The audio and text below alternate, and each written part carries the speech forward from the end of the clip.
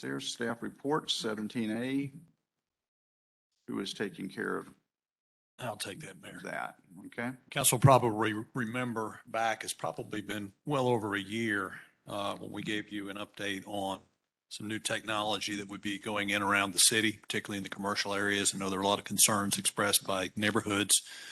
We have, I think, now received permit applications for several hundred of these 5G small cell devices, recognizing there was a concern both by the public as well as to protect our frontline employees that have to work around these devices. We hired Matt Butcher, who's here tonight from Sublight Engineering. He's going to share a few thoughts with you and talk a little bit about some of the training that we'll have ongoing for our public works employees. Matt? Thank you very much. Good evening and pleasure to meet all of you tonight. Today I did some measurements at some of the small cell and we'll go into that. A little background, I'm a licensed engineer in Virginia where my office is and also in South Carolina. I'm just going to go through these pretty quickly. Just kind of an overview of what wireless is, a little bit about 5G, some about the exposure, what the research and regulations and limits are, a little bit about independent review, who has looked at this besides just the FCC and others, and some examples of what this means. Over half of adults now have only wireless telephony. It's even more so with families with children. 65% of families with children only have wireless phones.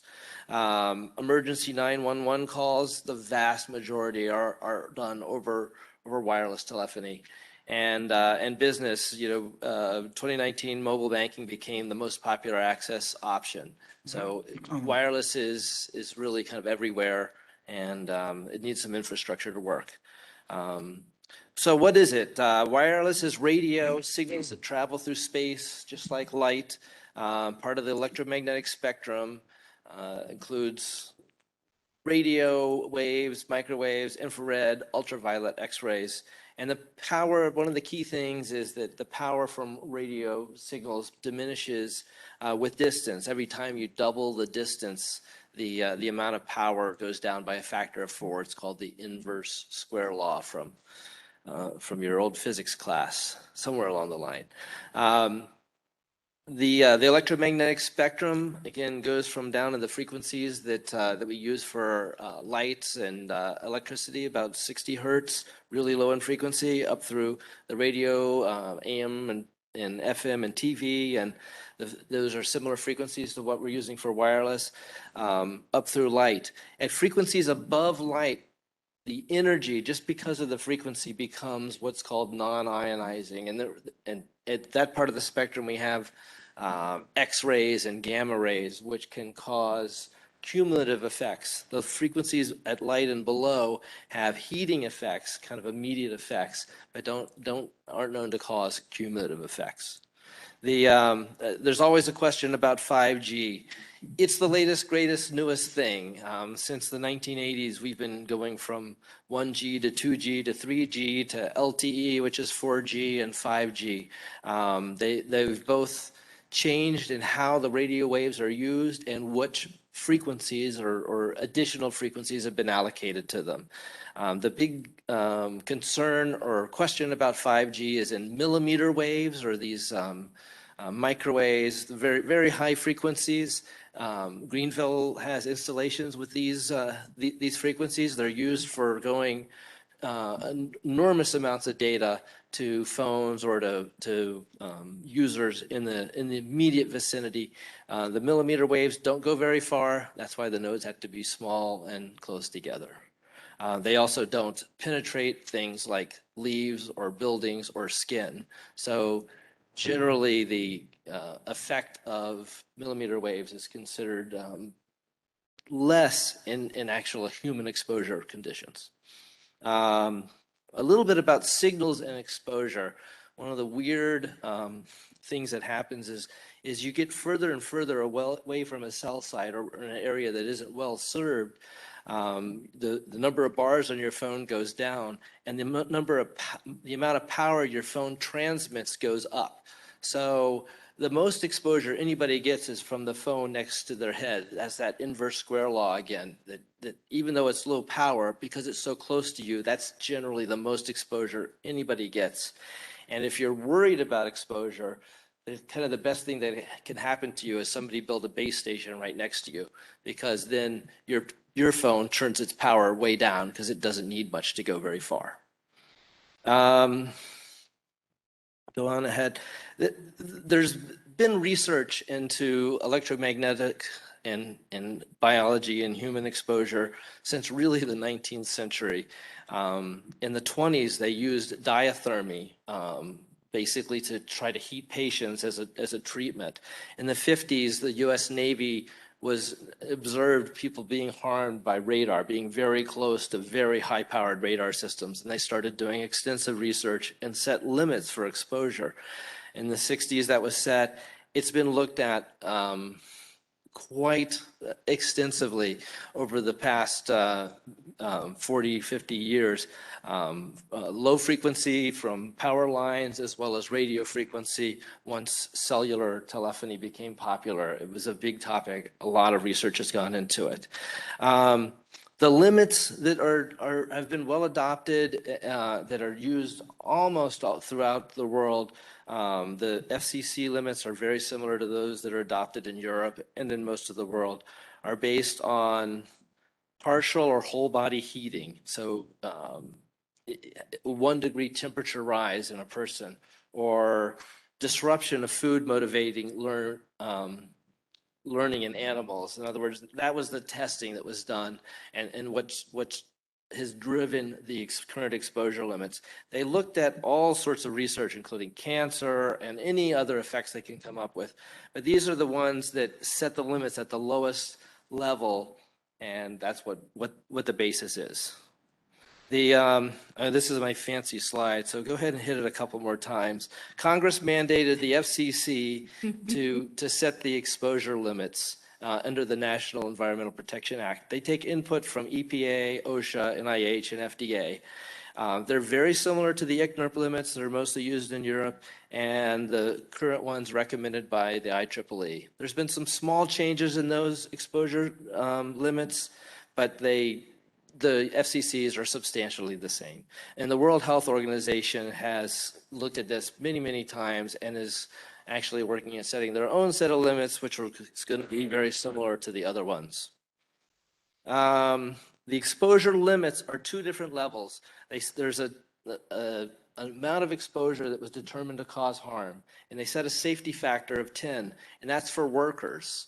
So workers that are around antennas may only be exposed to levels that are 10 times less than what's known to cause a problem. And a worker is defined as somebody that knows they're being exposed, knows it's an antenna, and can control their exposure, not work there. They're based on time and spatial averaging, and exposure to a part of your body is actually can be higher than your whole body, because if your whole body is exposed, it can't get rid of the heat. And another fancy slide. Okay, so go ahead and hit it. The hand, wrist, partial body exposure is pretty high, the amount of energy you're allowed to hit. The whole body exposure, which is what most things are assessed for, and what I assessed the installations at in Greenville today are quite a bit lower. When you buy a cell phone, it's assessed at these higher levels, but the levels that I measured were based on this. Peak measured on the ground and kind of around cell phones are typically about 1,000 times less than that limit. So that means it has a safety factor of about 50,000 times. And that's my thing on exposure limits. Sorry. The American Cancer Society, the World Health Organizations, many entities have reviewed this. The IEEE keeps a list of those. I have some on my website. If you really want to dig into this, there's a lot of information. The FCC's site is good. They're the ones that are mandated by Congress to manage this. And the NIH has a good informational website about cancer and radio frequency and cell phone. areas around antennas that may exceed the exposure limits. These limits that I talked about are up by the antenna. So if you have a macro site, you have to get 150 feet in the air to be in an area which might exceed these exposure limits. For small cells, and these are modeled on exactly what has been used in Greenville, those areas are still at the top of these 30-foot or so towers. So I'm gonna interrupt you here for us. Sure. So you're telling me in the small cells, there is still some exposure issues? If you can get up and right next to the antenna. So Don't climb. Climb away, John. Yeah, you gotta Well, climb what's up the, to I it. mean, I'm being self-serving again, sorry. that's okay. I don't blame you. Because I got one that's going right outside my kid's bedroom window. So Okay. what's the radius? So I was up next to 8 different these small cell installations. The distance to where they were exceeded by measurement today from the antennas was about a foot, What? 1 foot. Okay. Okay, now the computer modeling actually is conservative, more conservative than what actually happens, and that might extend to 8 or 10 feet. But And just so I'm clear, that's 8 to 10 feet, that's a level that exceeds?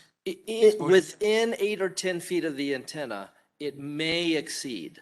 And again, may because when you do a computer modeling, you're using a lot of very conservative estimations. So you'd have to, again, be in that area for a long period of time. But as I said, when I measured them today, you'd actually have to be about a foot to actually exceed those limits. Okay, and I know there are variables that affect this, but on average, how far away do I need to be in order to not be exposed at all?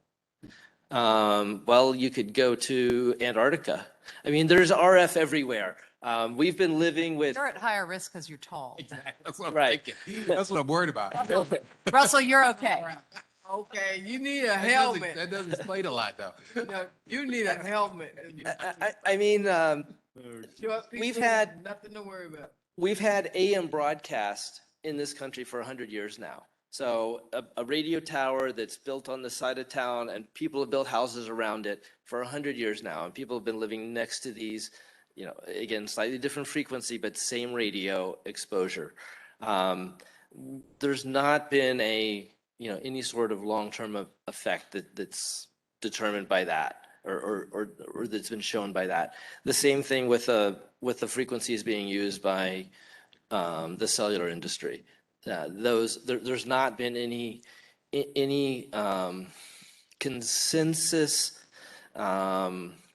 review that says this is causing a problem at levels below exposure limits. And that's many, many entities, not only in the US, but in Europe and all over the world. I did not mean to go down this rabbit trail, so I'm so sorry. But some of us live in neighborhoods where these things are within Yes. 15, 20 feet of a house. Because we got a lot of houses that are right up on the curb. Yes. Well, closer than that, we just gave permission to close the road to the Duke Power Station there. There used to be 12 houses there. And all of those people didn't leave because they wanted to. Well, since I live up the street, all 12 of them had some form of illness over the years. But like I'm saying, that was the whole power station. So what recourse do we have? And this is a question maybe no one has any idea other than our utilities. What recourse do we have potentially if you got a house that's 12 feet, 15 feet from the road, and you're like, I'm just not good with this. So what kind of recourse do people have? Might be a question for later, John McDonough, but anyway. Legal question. Yeah.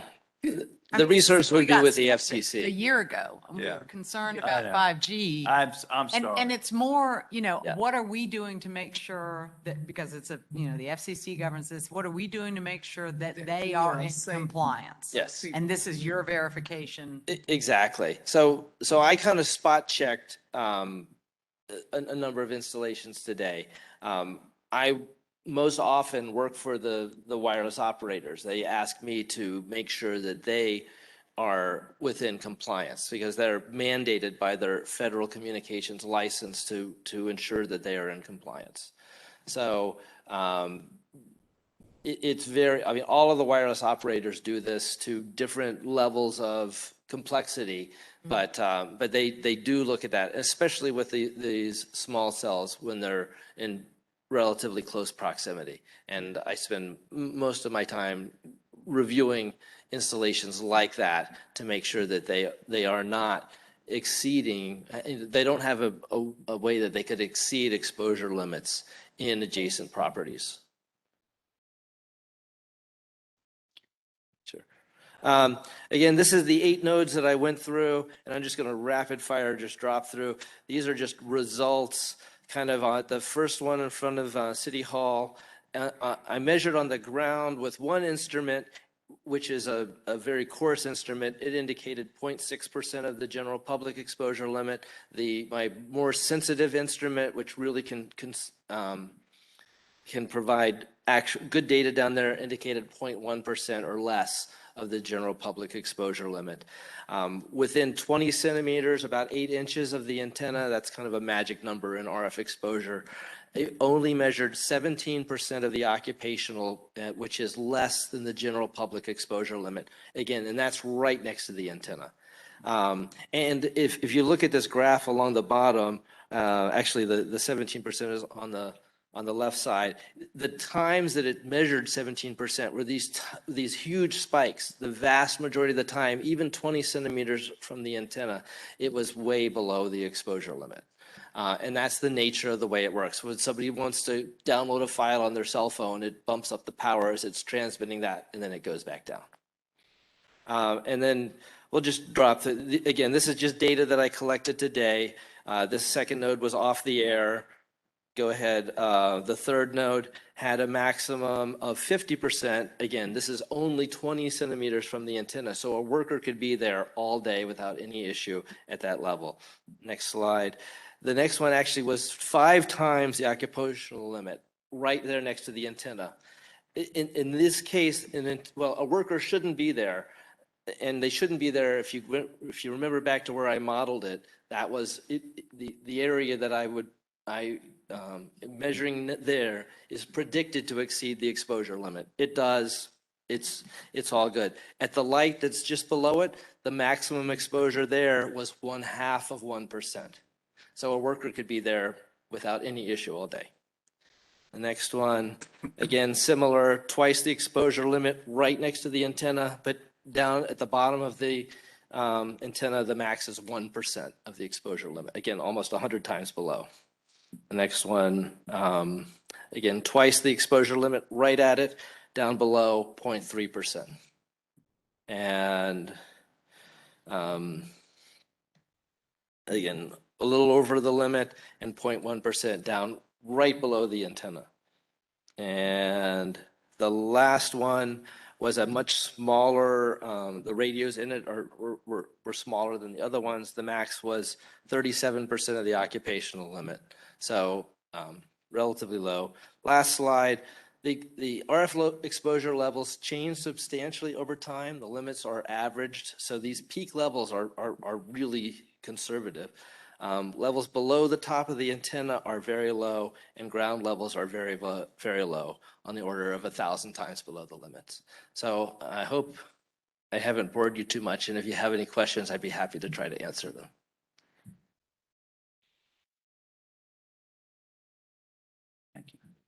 All right, Matt, thank you. Appreciate it. So I think the point of this is the general public should feel pretty good about the program that we have, the testing that we've done.